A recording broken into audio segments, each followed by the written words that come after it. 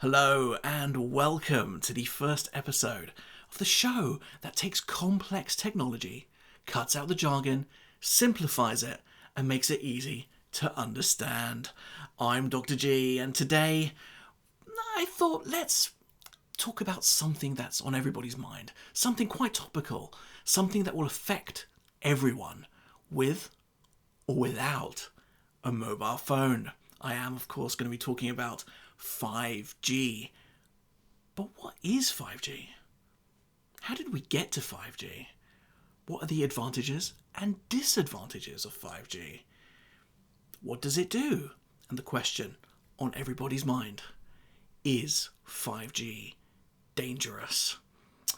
Well, we hope to find out. You want to know about 5G? Okay, let's break it down.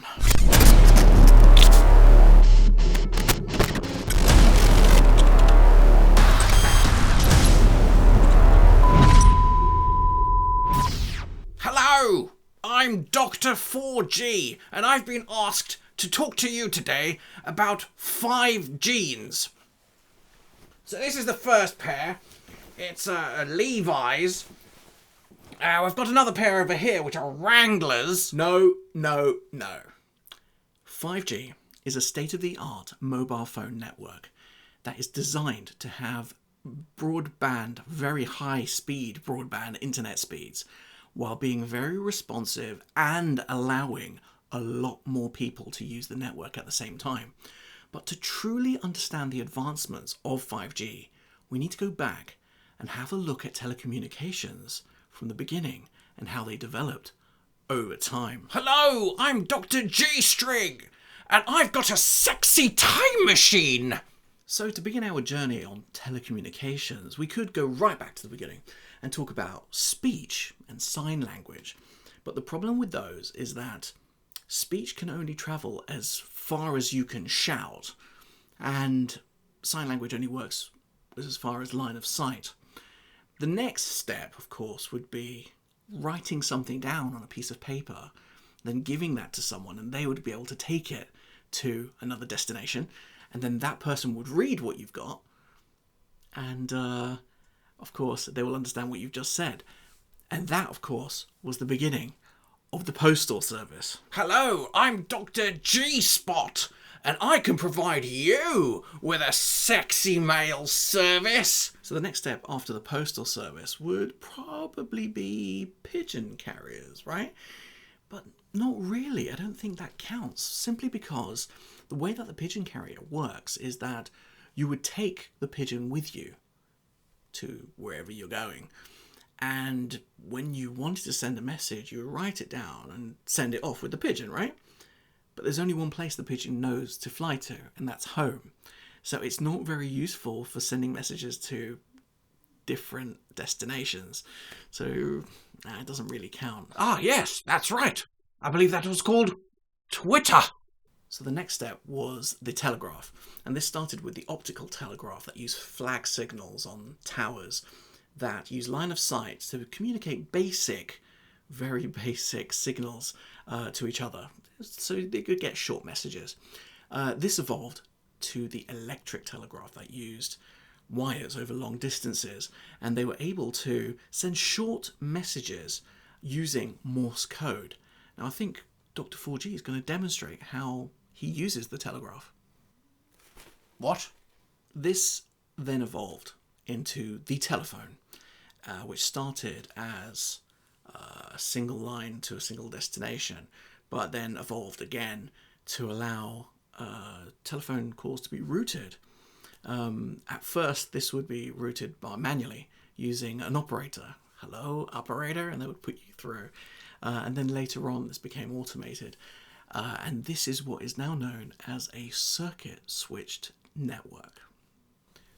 Where is he? I think he's gone for a pee. Anyway, the next technology would be the telex. And this was used in the post-World War II period between businesses. And it allowed them to send very short messages over a public switched network, very similar to the telephone network. The way that this worked, it used the Bordeaux code, which was a 5-bit code that allowed you to have 32 different combinations which represented the different characters on a typewriter. And this allowed you to transmit very short messages. But because the messages were so short, in fact, I think it was something like 66 words per minute you could actually transmit, and the messages were quite short, they had to use a kind of abbreviated English. So see you later would actually be written out as CUL8. Yes, they were the very first texters. This was then superseded by the facsimile machine, known as the fax machine. And the way that this worked, well, it evolved over time, but the way it worked was you would have a piece of paper, let's say an A4 letter. You could have writing on it, you could have text, you could have a picture, and you would scan this into the machine. It would decode it and convert it into sounds.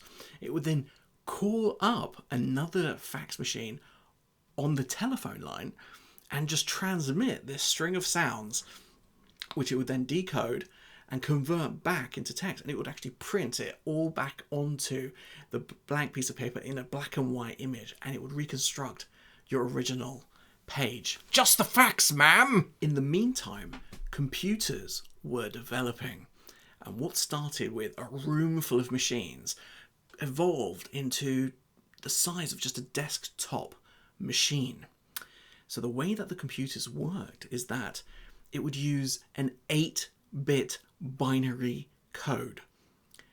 Now the 8-bit string is called a byte, and each bit is either a 1 or a 0. And the reason you need 8 of them is because that would give you 256 combinations that allow you to represent every key on the keyboard, which will give you all the characters, all the numbers, and all the symbols, all the possible combinations. And this is called the ASCII code. I'm just asking you a question. Back in the 1960s, the US Department of Defense wanted to create a robust network that could withstand an attack. So ARPANET created a network of computers, initially for the military and academic organizations, that allowed them to communicate by taking ASCII characters, converting them to binary, and packaging them up in what is known as packets. And then these packets of data could be sent but along the network, but not necessarily always taking the same route. They could be routed around different ways. And the idea about this, and the benefit, is that if a city was destroyed by a nuclear blast, the packets of data could be rerouted around the city and it would still get to its destination. The packets would then recombine at the destination and the message would still get through. This eventually was used for what you use today, and email was developed, video streaming, voice calls, and this is called a packet switched network, and what we call today the internet. But wait! How does all this relate to 5G? I'm glad you asked. You see, with the development of radio, we eventually got technologies such as the cordless phone, Wi-Fi, walkie-talkies, and of course this led to the development of mobile phones. Finally! We're getting somewhere! The first generation of mobile phones used analog signals and could only be used for voice calls. The phone handsets were huge and they could not be used for data services. And these worked on a circuit switched network. We then got 2G mobile phones, and these moved from analog to digital. So these were now digital phone lines, and this increased the quality of the phone calls. They used the GSM system for communication. It was still a circuit switch network, but they started to introduce packet switching in a very limited fashion. And they used something called GPRS, which used 56 kilobits per second, and you could use a very, very basic form of internet. You couldn't use a normal full fat web page. You had to use something called WAP, which was very, very basic. Fast forward and we go to 3G. Now 3G used a circuit switch network, for the voice and a packet switched network for the data, and it used full broadband internet. It was about 2 megabits per second to about 7 megabits per second, so it was very, very fast in comparison to the previous generation. And this also is the time when smartphones became very popular. Apps would become more and more hungry for more data and at a faster speed, and this is where 4G came in. My name isn't Dr. 4G, it's Dr. 4J. 4G is now a fully packet-switched network for both voice and data. It can reach broadband speeds from 20 to 150 megabits per second, and this can be used for voice calls, video streaming, and even live video broadcasting. But there are limitations, and these have tried to be addressed in 5G. The main limitations of 4G were speed, responsiveness, capacity, and flexibility, and 5G tries to address these issues, but it's not trying to replace 4G, it's trying to supplement it. And it does this by introducing 6 new features that try to add these improvements. The first one is speed. 5G can achieve speeds between 100 megabits per second all the way up to 10 gigabits per second. And the way it does this is by using a range of higher frequencies. Now, this is the range of frequencies that 4G uses. Now, you need to remember that the lower the frequency, the further the distance the signal can travel, and it can penetrate through walls, which is much better for indoor use. However, 5G uses much higher frequencies, which means it's much shorter distance and it's going to find it more difficult to get through walls. So 5G uses the 3.6 gigahertz band, which is quite similar to 4G. So you should get similar kind of 4G results and speeds. But we're then going to be using the much higher 26 gigahertz frequency range, which means it's going to be more difficult to get through walls, but we should achieve those higher speeds. My 5G data allowance is so fast! It's blown my moustache off! Downloading. I'm out of data allowance. Let me top up. Let's download again. I'm downloading. I'm out of my data allowance again. The second feature is latency. Now, 4G had a latency of 50 milliseconds, which doesn't sound like much, but it could impact very precise and critical systems that needed that kind of response time. 5G aims to introduce a system that gives you only 1 millisecond of delay. Now, this is practically instantaneous. The third feature is cell size. So with higher frequencies, the distance that you can transmit is a lot shorter, which means you're going to have a lot more transmitters in the area to cover the same amount of distance. 5G is going to give you higher speeds, but another little benefit is that you can also have a higher capacity. A lot more devices can actually work within the same area. So for 4G, it could support 100,000 devices per square kilometer. 5G aims to have 1 million devices per square kilometer. And this is going to be great once lots of devices not only connect, but start talking to each other. And this is what's going to be called the Internet of Things. Testing out this cell size. Yes, it's a bit smaller. The fourth feature is called beamforming.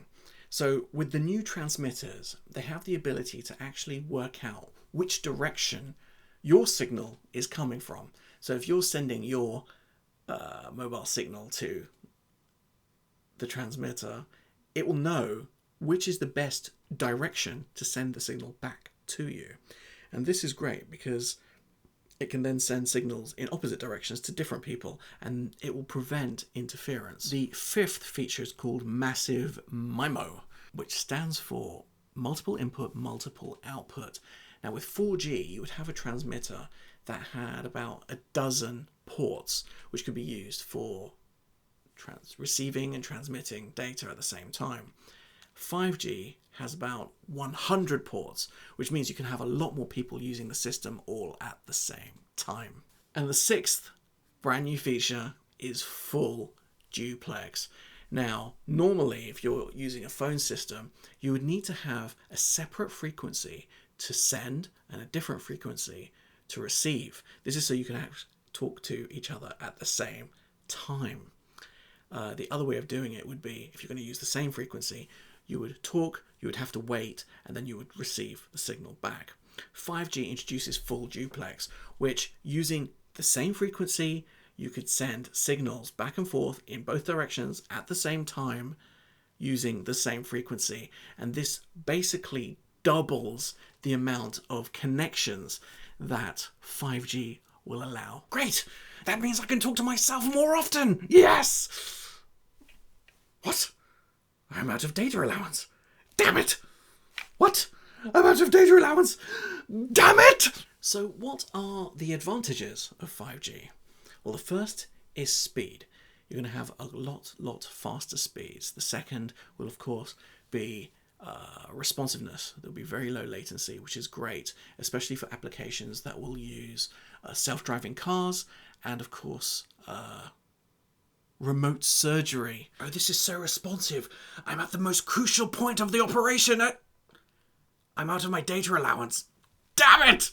And, of course, the third benefit will be the combination of smaller sizes, massive MIMO, and full duplex will allow a massive amount of capacity that will be great for the Internet of Things. The disadvantage of 5G is that using higher frequencies means it will only work at shorter distances, which means you're going to have a lot more transmitters. Higher frequencies also mean that it's not going to penetrate walls very easily. So we'll have to find a workaround for that.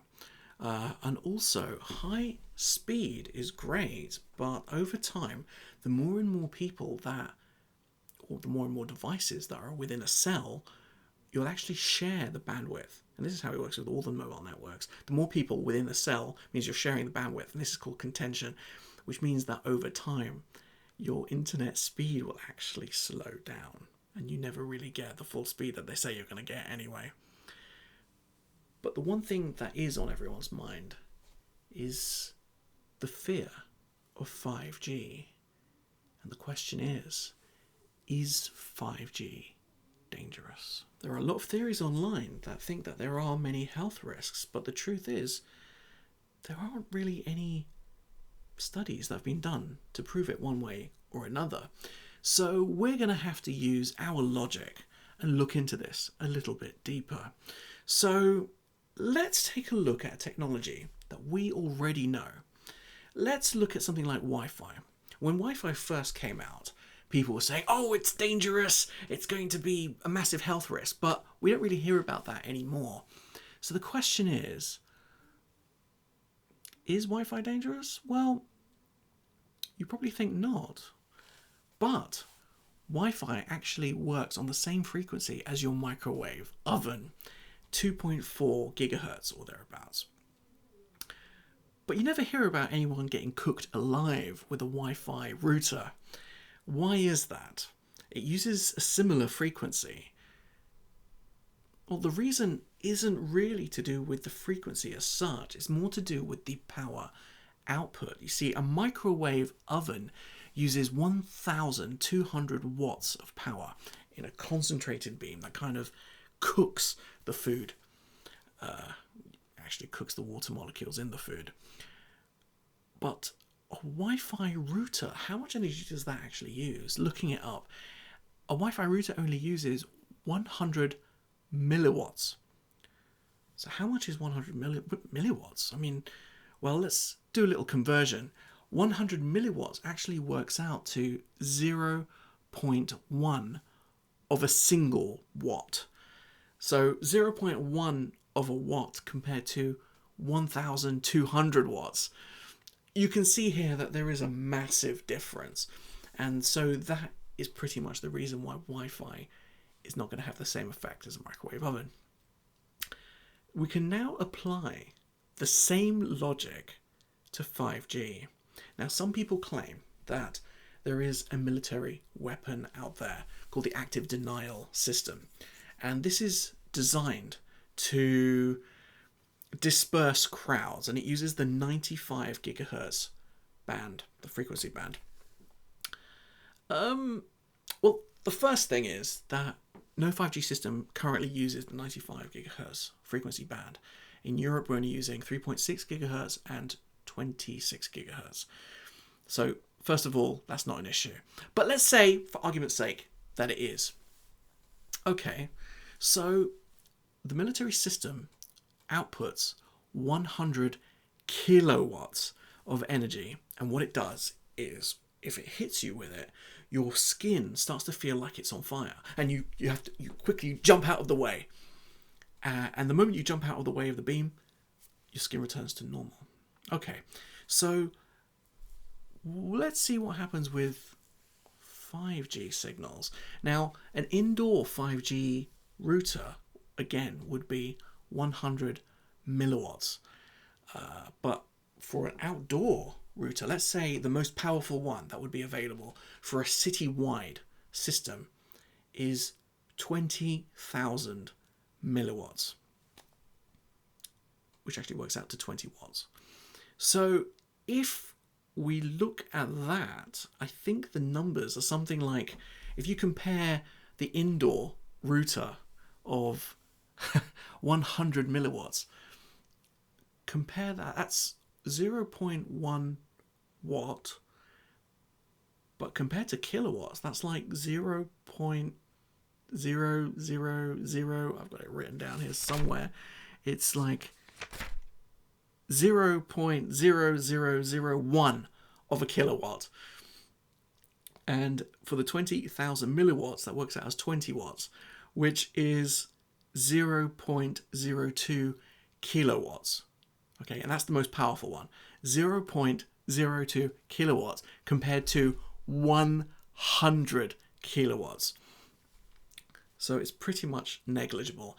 And just remember that the military system at 100 kilowatts doesn't even penetrate your skin. It just makes your skin feel hot and you jump out the way. So at that kind of power, I'm pretty sure it's not going to do anything that you're going to feel. So yeah, that's my opinion anyway. So I don't think that's anything too much to worry about. Testing out 5G, no issues so far. Got a bit of a burning sensation, but I'm pretty sure it's just all in my mind. And 5G tests have been done all over the country, especially in cities such as Bristol. 5G's been tested in Bristol? That's a disaster! Bristol's a complete dump! Who would want to go to Bristol? I'm really sorry. Bristol is the nice people of Bristol are showing this video as a premiere in a cinema in Bristol. Ah, did I see Bristol? I meant Brisbane. G'day, mate. I'm sorry about that. So, I hope you've enjoyed this video and I hope you found it quite informative and hopefully it's alleviated some of your fears. So, until next time, it's goodbye from me. And goodbye from me! And remember, if you come across something very complicated, all you need to do is break it down. I've got myself a brand new 5G router. I'm going to be plugging it in because I'm very confident that it's perfectly safe. What could possibly go wrong? I'm going to plug this in and enjoy.